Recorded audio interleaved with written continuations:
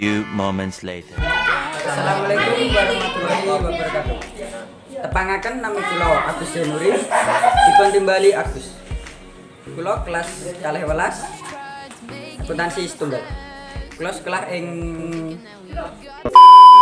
SMK Negeri Setunggal Kasreman. Anggenipun kula ndamel video niki kangge nyekapi tugas bahasa Jawa.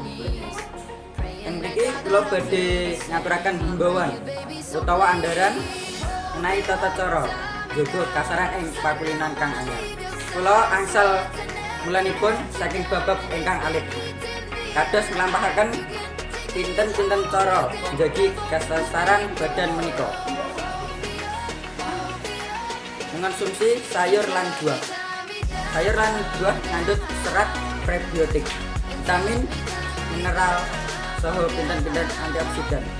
Ingkang dipun betahaken dening salira ugi nedai pilih tiyang ingkang konsumsi langkung kathah sayur lan buah saged pisang langkung lami saha iya. Pun risiko ingkang inggih nyarankan sepados sepalik saking isi pirang kita gadah isi sayur lan buah.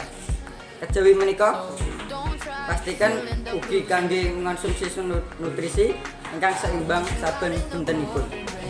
Iki aurat salira ideal.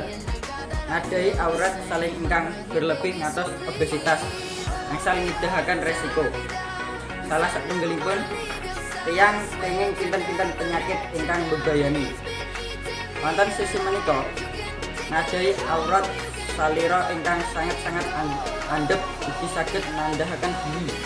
Kekirangan nutrisi pramila wigatos kangge njawit aurat salira tetep ideal supados terhindar saking resiko penyakit ingkang nyerang.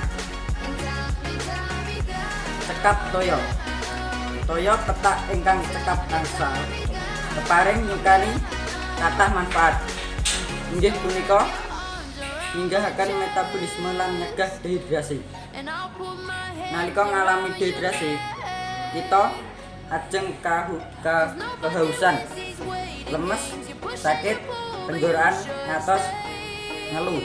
Dados cekap toya saboten-botenipun 8 gelas per dinten.